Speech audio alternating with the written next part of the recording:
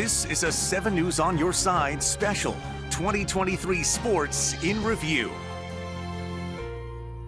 Hello and thank you for joining us tonight as we take a look back at sports in 2023. I am Natalie Spalla, he is Scott Abraham, and we have a ton of stories to pass along to you over the next 30 minutes. And you know, Scott, a lot happened in this 2023 year. We were kept busy, my friend, and we could do an entire 30-minute show on the Washington Commanders alone. It is crazy to look back at all that has happened with the franchise over the span of 1 year. But first, we have to go back to 2022. It all started a little more than a year ago. Dan and Tanya Snyder saying they would consider potential transactions regarding a possible sale of the franchise. Anytime you're a part of a major market like we are, it is definitely something pretty, like Coach says, pretty interesting. In the coming months, big names like Jeff Bezos and Todd Boehly were some of the top contenders to purchase the Commanders. But in April, a group led by Chevy Chase native Josh Harris agreed to buy the team from the Snyder family for a record $6.05 billion. This is the weirdest NFL franchise sale in modern times, probably by a large margin. I'm not surprised that this is going to end up being one of the longer, more drawn-out processes. Fast forward to July in Minneapolis. Come on over, we got something for you. Okay. NFL owners approved the sale. The following day at FedEx Field, Harris officially introduced as the new owner of the Washington Commanders franchise. I feel a tremendous sense of responsibility to this city to win championships, to create a positive impact on the community, and create great experiences and memories for future fans, just like I had growing up as a kid. The Harris ownership group includes 20 limited partners. The headliner, NBA Hall of Famer Magic Johnson. We never thought this day would happen, that I would be an NFL owner. I've never been satisfied, you know. I'm a guy who wants more. I've always wanted more. You know, I have 14 World Championship rings, and I want a Super Bowl ring, right? With the fan base re-energized, Harris was visible all across the region, making numerous stops at training camp. He even threw out the first pitch at a Nats game. Josh Harris! But behind closed doors, Harris was hard at work trying to position the franchise in a positive direction. Short-term goals versus long-term goals. For this year particularly, how do you define success? What will success look like to you for this year? Yeah, so success obviously will be a combination of getting the city excited about the team and getting people back, getting the stadium full of Commanders fans, and winning on the football field. I mean, obviously we just got here, but you know, that's always going to be the most important thing. Building a consistent winner takes time. The Commanders won't win the Super Bowl this season. That's okay. But there is hope. There is belief again that better days are ahead for the franchise. October 31st, 2023. It turned out to be a major turning point for the Commanders franchise. Chase Young and Montez Sweat shipped away, signaling another lost season and the start of a rebuild. It didn't take long for new team owner Josh Harris to put his stamp on the franchise. Halloween, trade deadline, Washington trading away both Chase Young and Montez Sweat. Anytime you see guys in the locker room go, whether it's trades, whether it's cuts in training camp and things like that, you hate to see guys leave, you hate to see guys go. I mean, you kind of figured they wanted to make some moves, so it is what it is. Chase and Sweat were supposed to be the future of this Washington franchise. The team invested a lot of time and money into that defensive line. It simply did not play out like anyone expected. It's always difficult when you say goodbye to guys that help you and help grow and develop together, but it's also part of the business. It's the business side of it, and that's never easy. With the trades, Washington was able to stockpile some more draft picks, and they have plenty of cap space this offseason to attack free agency. The long-term plan, still a big question mark. The trust the process era arriving in our nation's capital.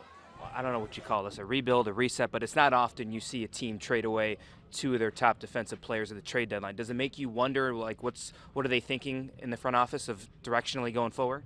Yeah, for sure. You know, that's always something that you're thinking in the back of your head, but, you know, at the end of the day, you can only control what you can control. That's not my concern.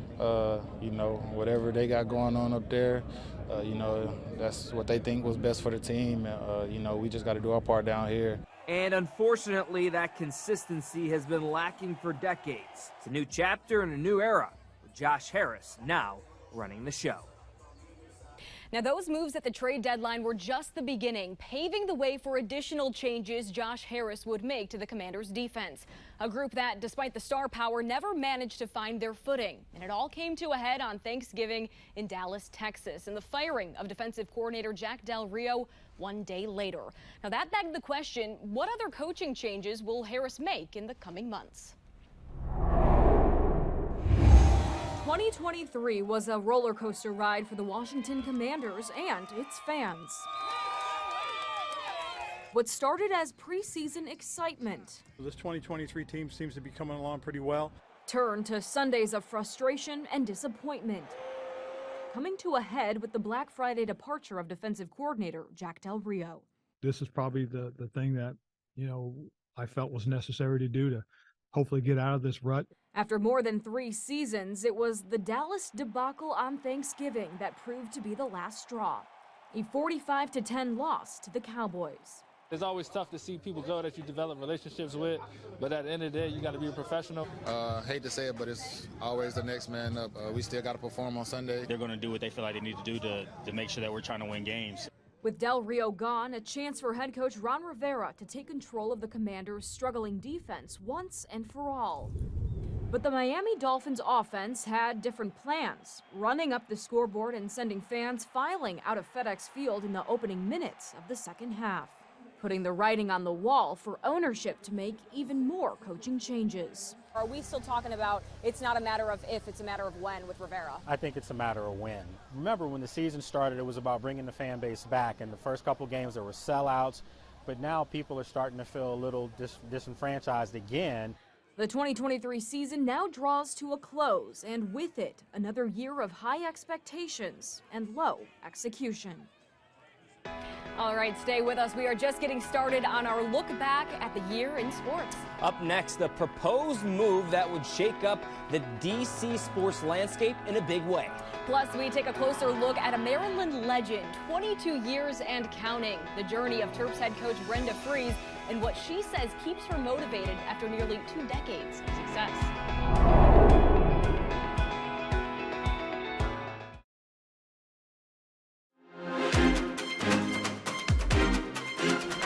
Welcome back. All the talk over the past year has been about a potential new stadium for the Washington Commanders, the location, the price tag.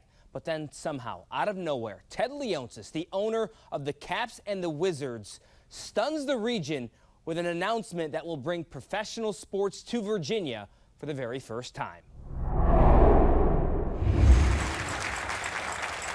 Goodbye, Washington, D.C. Hello, Alexandria, Virginia. Our monumental ascension begins now.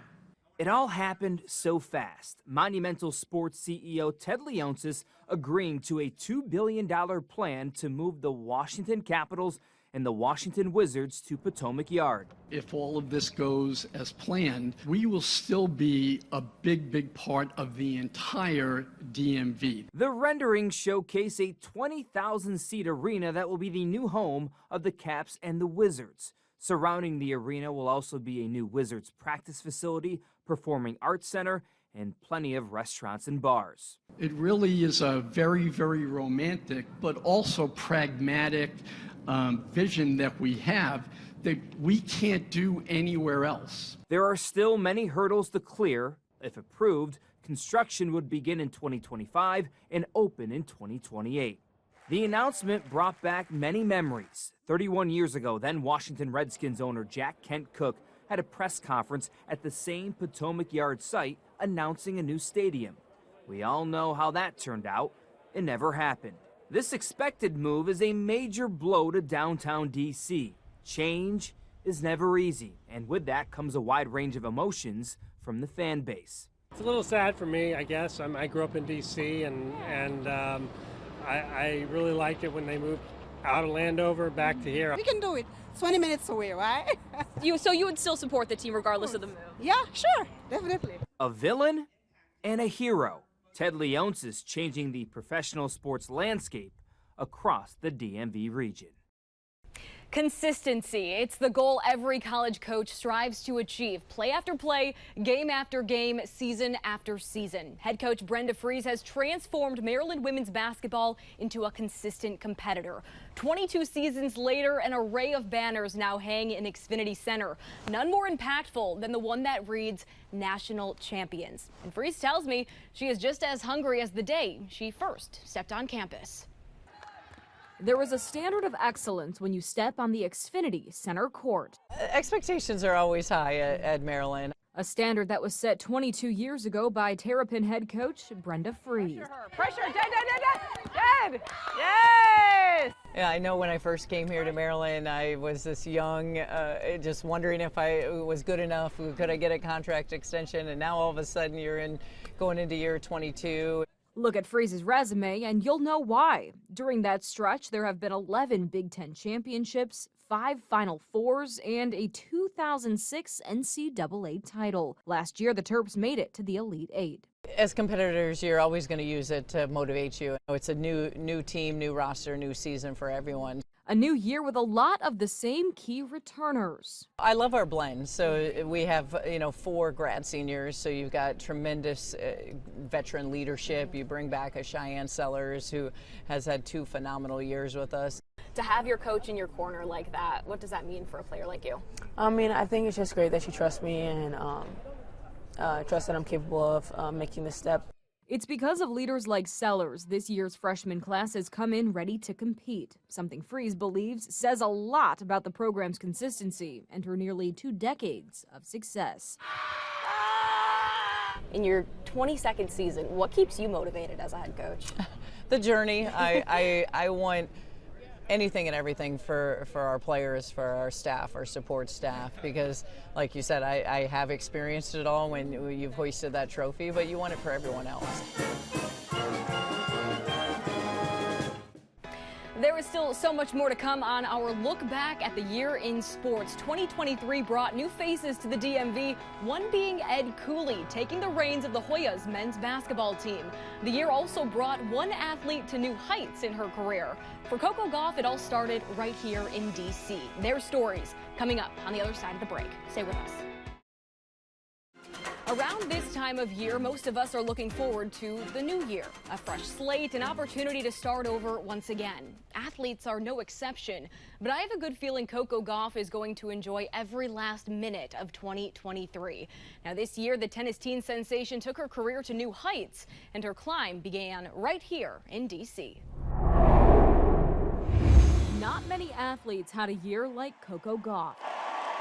Ladies and gentlemen, your 2023 U.S. Open Women's Singles Champion, Coco Gauff. Sure, winning the U.S. Open in September was the highlight of her season, but Gauff's 2023 success was sparked right here in D.C. This is heavy. Okay. In August at Rock Creek Park, the tennis teen sensation defeated Maria Sakkari in straight sets to win, at the time, the biggest match of her career. You talk about building that momentum into the U.S. Open especially. Does the fact that you're the youngest now to win this tournament play any sort of a role in that? To be honest, no. For most of my life, I've been the youngest always. So I think I thought that at 19, maybe that title would have retired, but it's still here. From D.C. to Cincinnati, the summer of Coco continued when she won her first WTA 1000 title, setting the stage for a massive U.S. Open performance.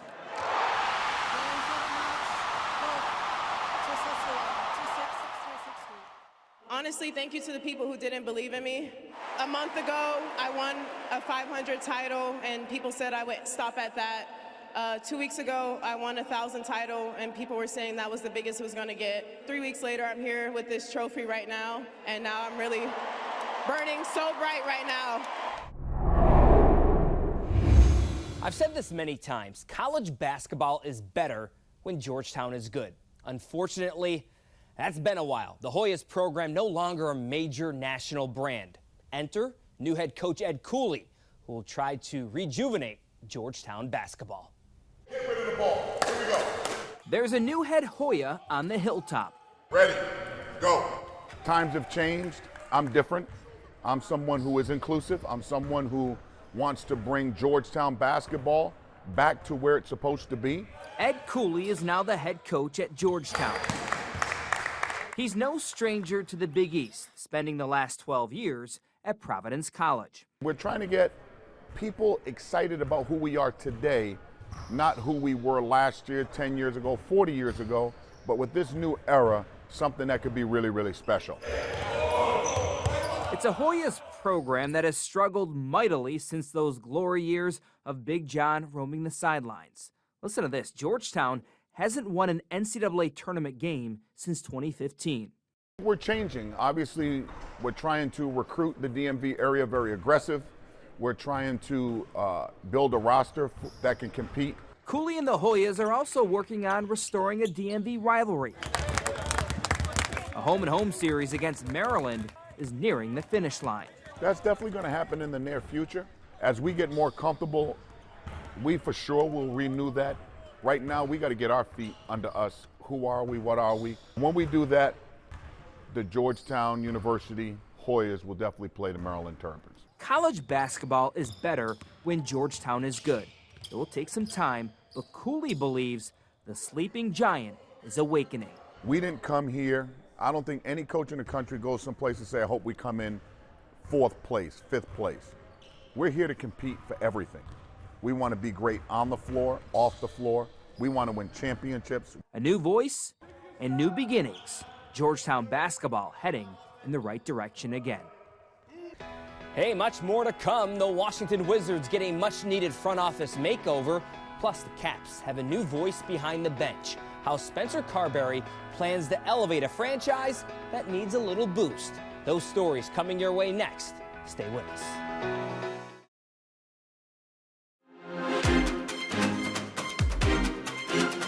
The wins haven't been there for the Washington Wizards this season, and yet they are right on track. We knew with the new front office, some new coaches and new players, the emphasis would be on the future. Yeah, and Scott, building for that future is the top priority for this franchise. You know that saying, Rome wasn't built in a day? True. Well, that is certainly the case when it comes to building the championship caliber franchise that this new front office is determined to see through.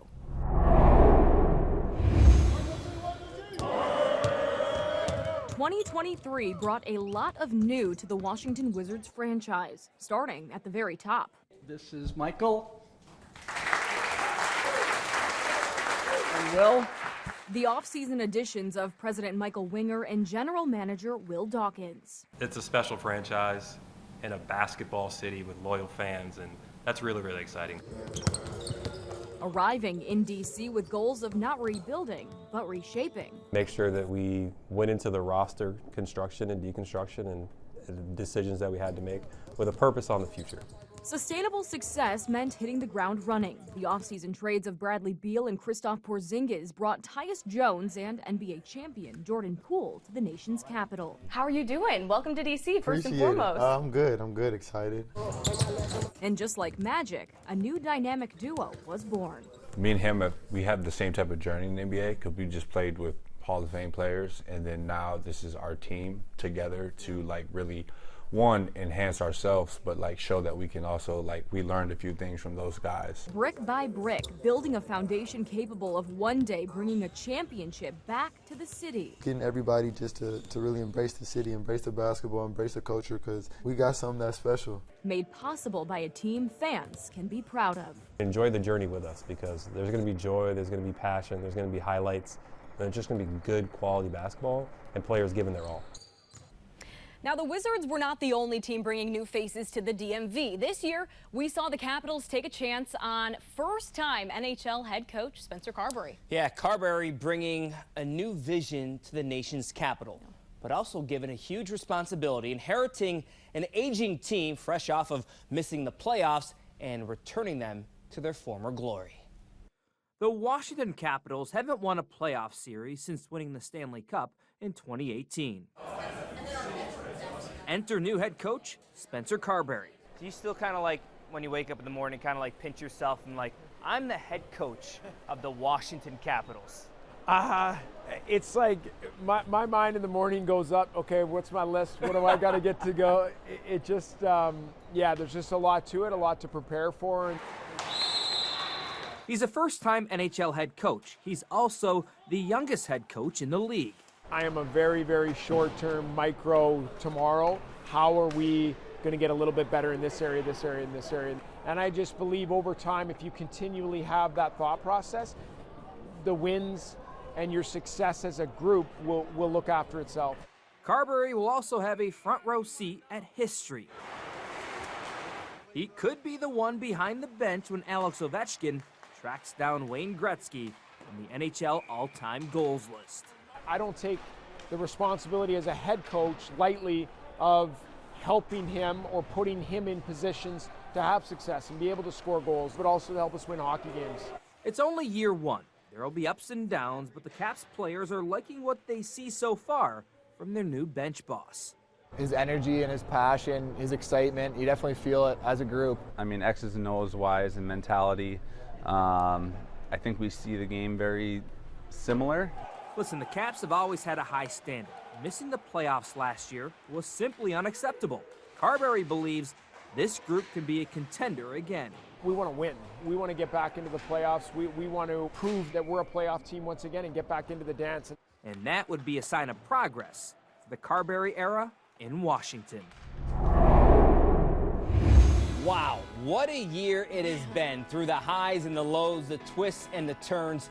It was another great year for sports here in the DMV. And we're closing out the year with so much to look forward to in the year ahead. I could not agree more. And I say, hey, let's do it all again next year. Why not? From Scott and I and the rest of the 7 News sports team, thank you so much for joining us. Have a safe and happy new year.